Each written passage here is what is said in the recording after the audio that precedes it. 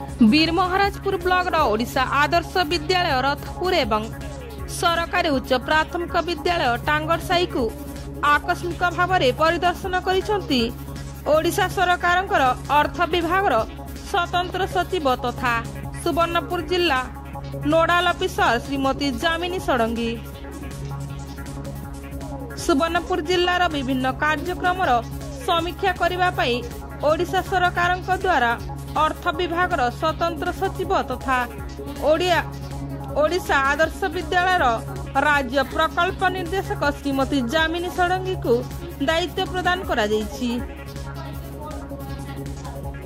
सुवर्णपुर जिले में चलता विभिन्न कार्यकलापर तदारख करने 2 दिनिया गस्तरे नोडाल ऑफिसर आसिछंती। प्रथम दिन में वीरमहाराजपुर ब्लॉक ओडिशा आदर्श विद्यालय रथपुर को आसी विद्यालय प्रत्येक श्रेणीगृह को जाई छात्र छात्री शैक्षिक अग्रगति केमिति होईची छात्र छात्री को पचारि बुझिछंती।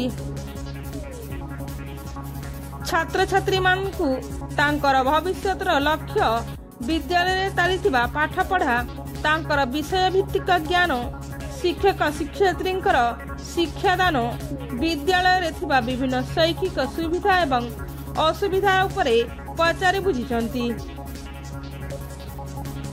शिक्षक मानक सहित विद्यालय शैक्षिक अग्रगति उपरे आलोचना करिछंती। एहा परे सरकारी उच्च प्राथमिक विद्यालय टांगरसाई को जाई विद्यालय और गणशिक्षा विभाग द्वारा चलता एफएम कार्यक्रम रे विद्यालय रे कौन कौन करा जायछि शिक्षक मानकु पचारि बुझितिले।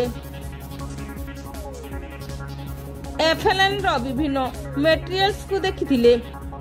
एफएलएन कार्यक्रम द्वारा छात्र छात्री लाभ होई पारिछि कि नहीं शिक्षक शिक्षयित्री को पचारि बुझितिले। एफएलएन रे थिबा विभिन्न पुस्तक उपरे पचारि बुझितिले।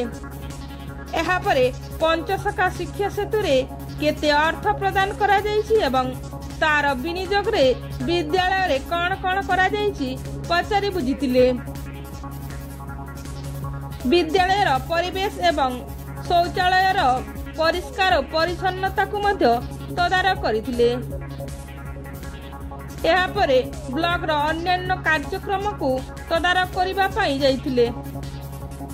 नोडाल ऑफिसर एही परिदर्शन समय मुख्य उन्नयन अधिकारी अश्विनी भोई, जिला शिक्षा अधिकारी लक्ष्मण भोई, ब्लॉक शिक्षा अधिकारी शांतनु कुंभकार एवं जिला तथा ब्लॉक रो अन्यान्य अधिकारी मध्य उपस्थित रहिथिले।